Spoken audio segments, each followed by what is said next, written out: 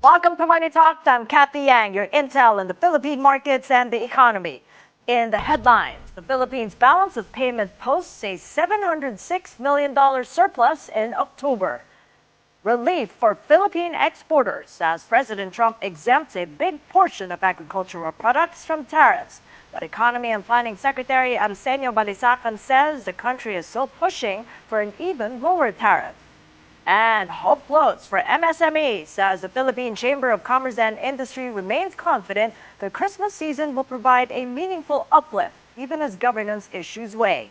We speak with George Barcelon, Chairman of the Philippine Chamber of Commerce and Industry.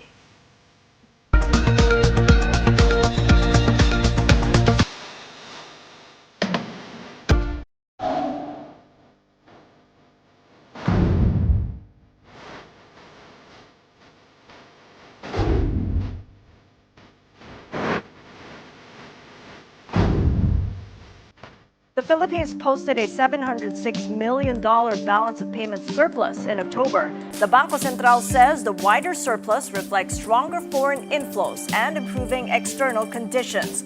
But despite the monthly gain, the country still logged a $4.6 billion BOP deficit from January to October. Although the BSP noted it narrowed as inflows continued to firm up toward the end of the year. The October surplus also tracked the rise in gross international reserves, which climbed to over $110 billion. That is enough to cover over 7 months of imports and nearly 4 times the country's short-term external debt. The Philippines continues to negotiate the lowering of the 19% reciprocal tariffs on its U.S. exports. Department of Economy, Planning and Development Secretary Arsenio Balisacan says the global trade has responded well to U.S. President Donald Trump's broader relaxation of tariffs. Trump's latest executive order exempted hundreds of agricultural products from the reciprocal tariffs. This is equivalent to the exemption of $1 billion worth of Philippine agricultural exports in the 19% tariff. Balisacan said the exemption in our crops would not stop the government to press for a lower reciprocal tariff as a whole. The Philippines has been tagged as a high political risk country as public anger and mass protests intensify over a widening corruption probe. A new economic crime and geopolitics index shows the country's risk score rising to 71.65, pushing it into the same category as Pakistan, Sri Lanka, and Myanmar. The report highlights surging demonstrations, including the massive Iglesia Ni Cristo protest, as a sign of declining public trust. It warns that unrest may intensify unless structural reforms move faster. Experts warn that the fallout from corruption scandals and internal coalition rifts could further slow down economic growth. Jared De La Peña with this report. The Public Works Department's move to suspend infrastructure projects as it does a crackdown on ghost and substandard projects has caused a slowdown in economic growth in the third quarter. But issues on corruption, coupled with political upheaval stemming from internal rift within the ruling coalition, could further weigh down on the economy. That's why business groups do not expect gross domestic product growth to reach 6% this year. This has effectively disrupted policy making and the pursuit of reforms. No? It has destabilized governance, and as we continue, we see that this corruption scandal has been politicized and weaponized. No? And this has resulted in great frustration and anger among the public. Economists say that while the Philippine economy has been growing rapidly in the past decade, the government still has to push for reforms to be able to catch up with other Asian countries such as Thailand and Vietnam, which are seeing lower consumer prices and favor from foreign investors. They said key reforms should be centered on agriculture, manufacturing, education, and developing human capital. Business groups have expressed their confidence on the economy for the long term and that the challenges on the political front are but temporary. But the Makati Business Club said it would be difficult to enforce political reforms and the change should start from the voters themselves. It's us, the voters, who have to force that reform because the politicians aren't gonna reform themselves. All right? So we have to be the ones. No? Unfortunately, our record as voters is not so great. We voted for populist candidates, people na mukha naman siya mabait eh. Yung ganyan. It's not based on competence and it's not based on integrity. So, we have to reform ourselves if we want political reform. Despite the elevated prices of consumer goods, even as inflation has already cooled, the Philippine Chamber of Commerce and Industry is hoping that Christmas spending would give the economy the boost that it needs. For News 5, Gerard de la Peña, we are One News.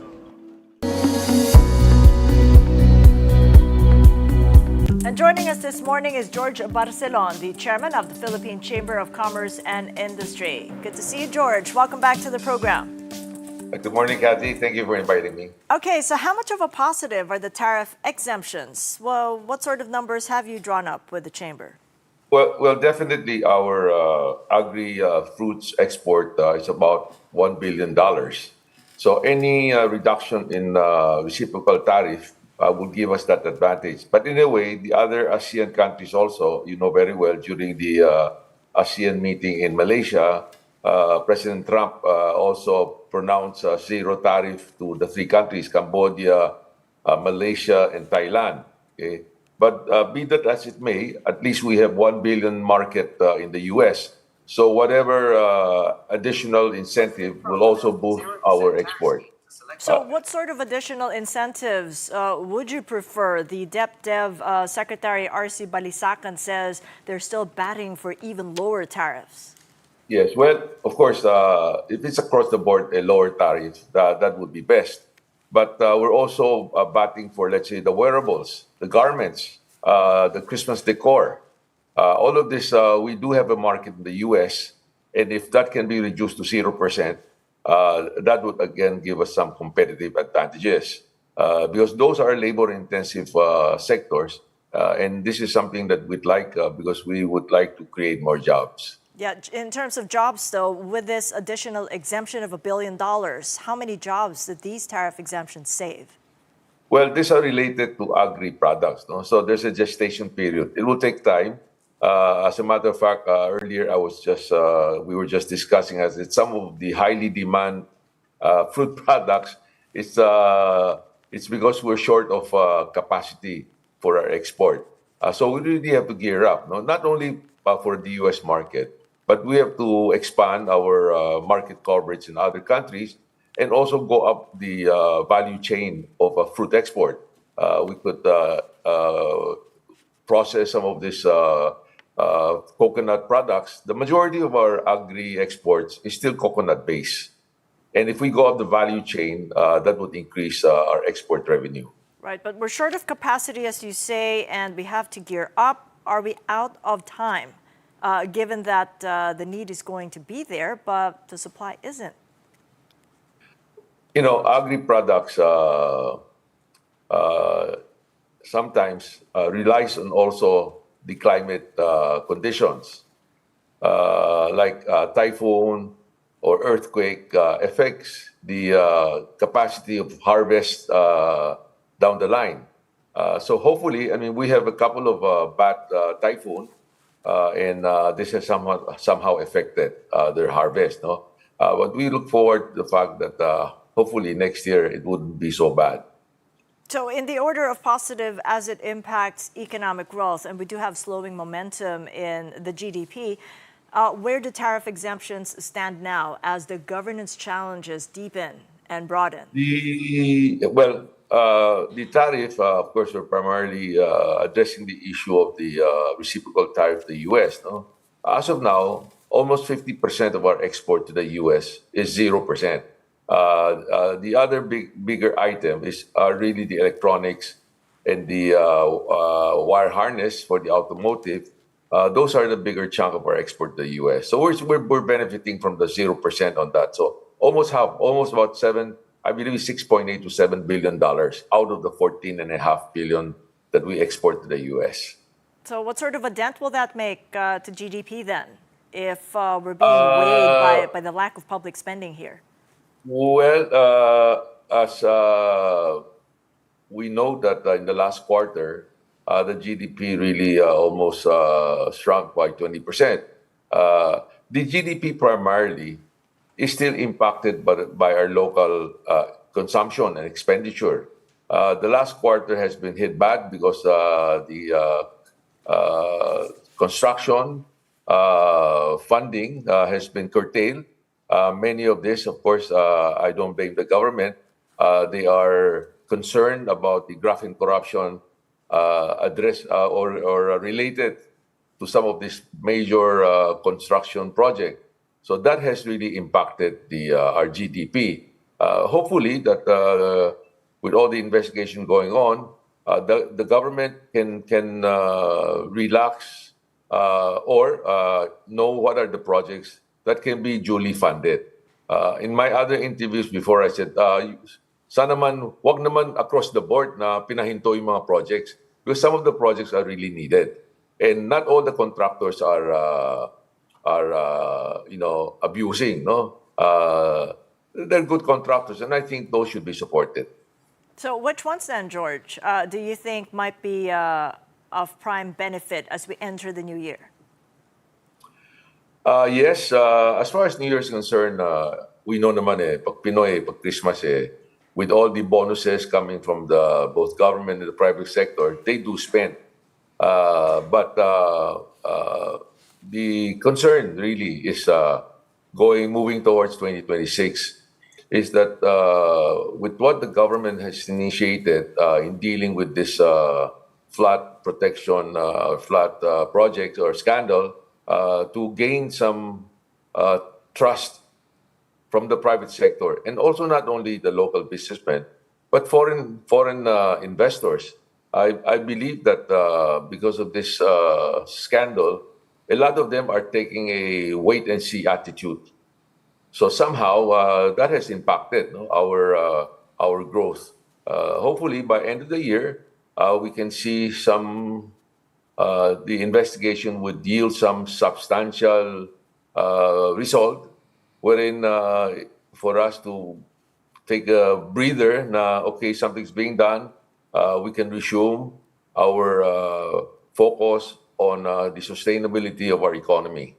To your point in Christmas spending, do you think that people might want to spend for Christmas, given that there is a lack of consumer trust, and as the investigations go, people are still angry?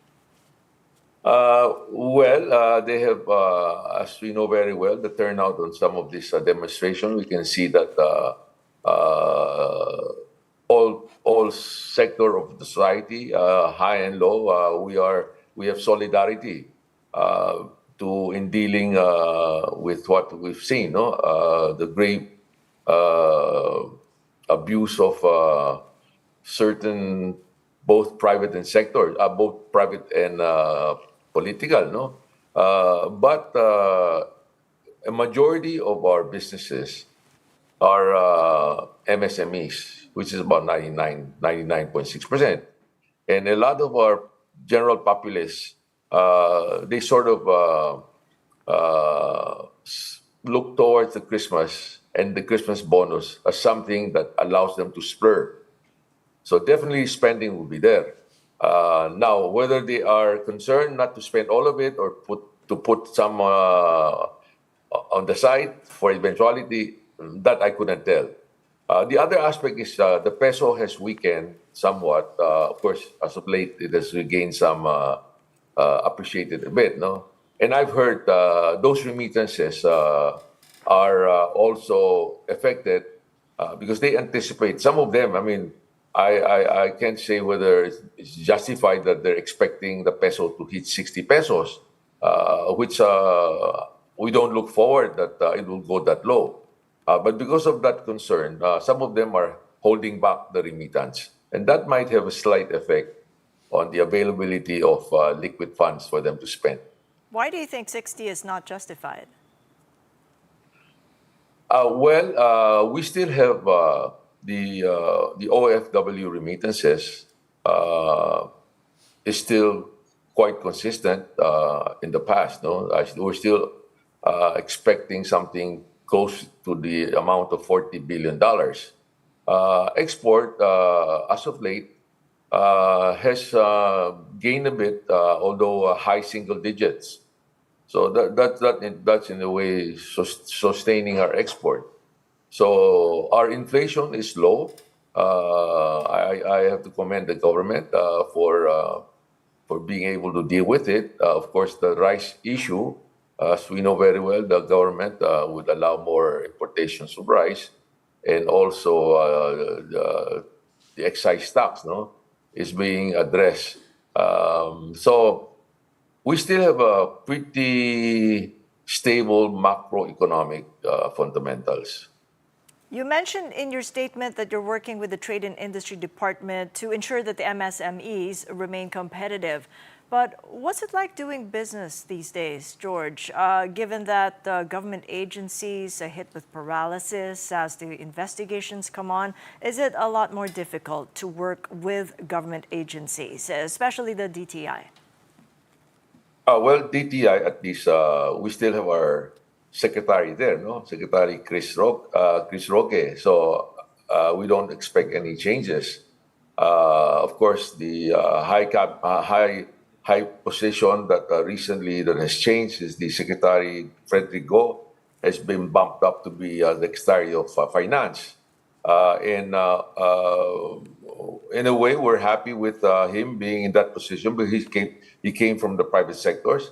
And in the short stint of him being the special advisor for foreign direct investment, he has gained credibility. And he's the go-to person because then when there are issues with the customs, he is able to deliver. And I hope now that he's given that mandate, a broader mandate, no, wherein that both agencies, and these are both revenue-centric agencies, the BIR and the BOC. I have full confidence that in his past dealing with the private sectors, and that he's up to the job. No, of course, there's changes also in the BIR. The Commissioner June Lumagig has been changed, no, by the new appointee of President Marcos. So these are wait and see attitude. I think if they see that what has been laid down before by their predecessor is good, they might as well follow those. What I can say is during the term of Commissioner John Lumagi, he really reached out to the private sector. PCCI is the head agency in the private multi-sectoral partner with the BIR. So we meet every once a month to discuss some of the issues. Well, the hope is that it continues that kind of collaboration with the BIR. Just as a final point, George, what is your sense on the level of political risk premium that investors have to assign these days in the Philippines? Just to quote DLSD Professor July T. Yang, he did say that the ongoing Marcos-Duterte conflict has fundamentally fractured the coalition, creating an environment of intense political instability. Well, I have to agree with that. No, you remember during the campaign period, they talked about unity. And we thought that that seems to be a nice tagline because we know it's a combination of two parties, no? But now definitely it's fractured. And of course, what we're seeing is a lot of politicizing, no? And you know what happened. I mean, during that last day of the INC demonstration. But we'd like to really, in the meantime, voice our concern that there must be some resolution to this graft and corruption issue. But we must not lose focus on what is important for the economy. You know, the small guys in the micro and small relies on a sustainable economy. Okay, they're hand to mouth in a way, and it's important for us to maintain that so that there would be no unscrupulous party, you know, to take advantage of them. When people are hungry, they can easily be dissuaded to follow some of the right-leaning or left-leaning activities. So we're in the private sector, what I heard Mr. Ongpin said earlier. Of course, we're not the one to instigate the change, but we can influence. We can influence to show them that we're their partner. But definitely on our side, we want a certain fairness in dealing with the taxpayer. When we see all the money that they get from the taxpayer, and it's not put to good use, building school or roads, we feel very disappointed. All right. Oh, well said. Thank you so much for your insights, George. As always, George Barcelon of PCCI. And you are watching Money Talks. Coming up, the rice importation ban could result in over 6 billion pesos in losses for the government. And a beloved chocolate shop is closing soon. Keep it here on One News.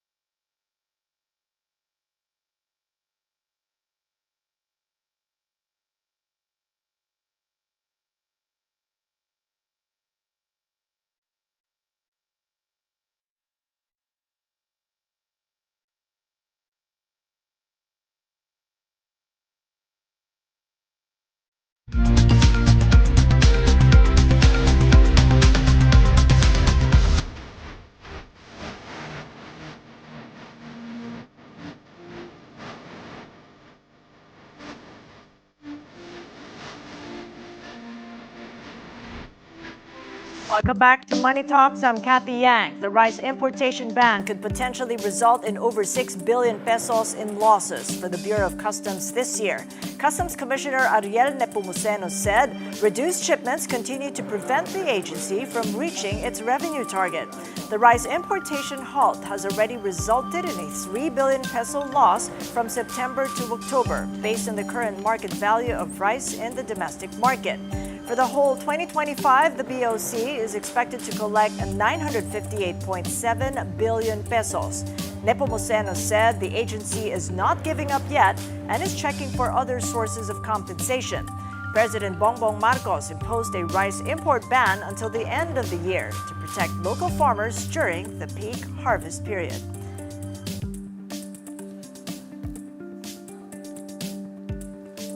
And we have this just in. Alice Guo, also known as Guo Huaping, has been convicted by the Pasig RTC Branch 167 for the qualified trafficking in persons case.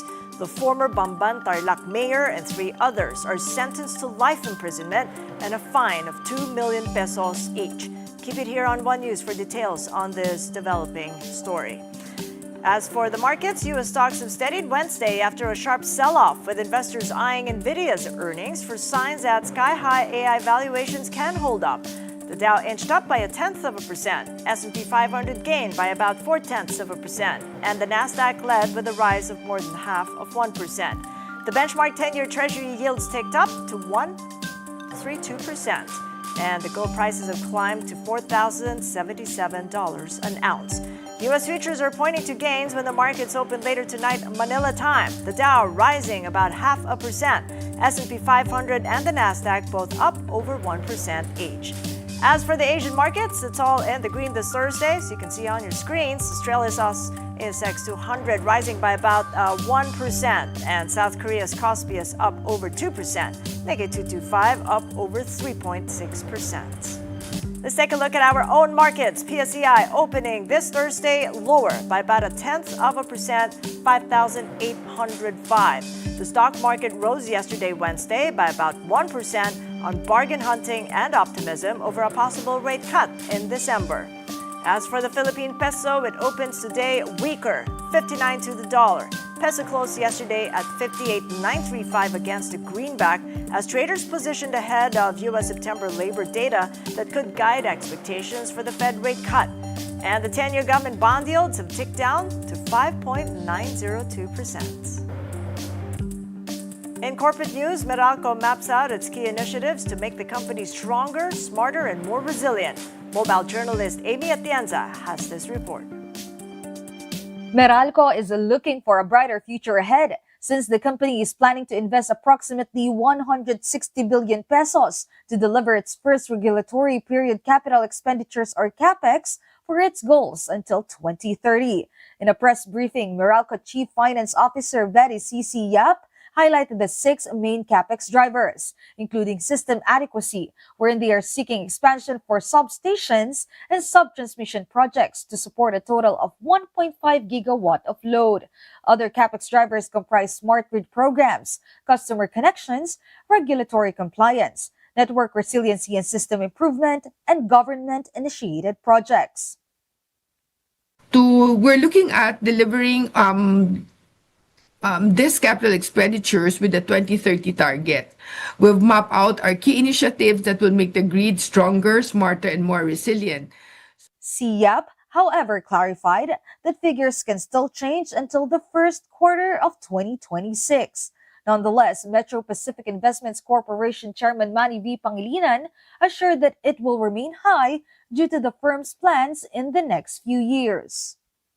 We will continue to do our CAPEX programs in each of the companies, including Meralco, especially Meralco.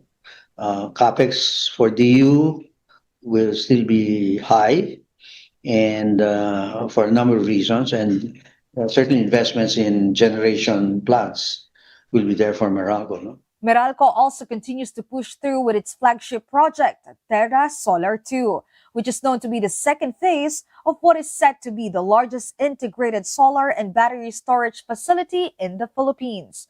Though admittedly, Pangilinan shared that there were challenges along the way. It's a big project, right? We faced some difficulties on land issues.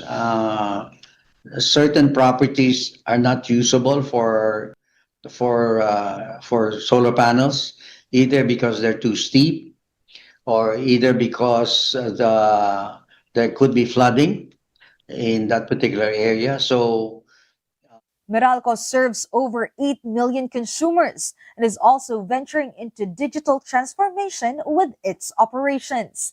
Kapatid Amy Atienza, we are One News. And before we go, a beloved chocolate store in Quezon City is closing its doors soon. The iconic Cubao Baking Supply store Chocolate Lover Inc. will be closing its doors for good next month. In a video message on Facebook, owner Annie Carmona Lim bid a sad farewell to her customers, suppliers, and baking students. Lim explained that she would be closing the store because her children, who are based abroad, are not inclined to continue the business. For 36 years, the store has been a fixture on the corner of Bituazon Boulevard, especially memorable of sitting inside a castle-shaped building. Our breaking story just a few moments ago, Alice Guo, also known as Guo Huaping, has been convicted by the Pasig RTC Branch 167 for the qualified trafficking in persons case. The former Bamban Tarlac mayor and 3 others are sentenced to life imprisonment and a fine of 2 million pesos each. Keep it here on One News for details on this developing story. And that is it for Money Talks. I'm Cathy Yang. Catch us again tomorrow, 9:30 a.m. here on One News. Kapatid, we are One News. All sides, all the time. Have a great day ahead.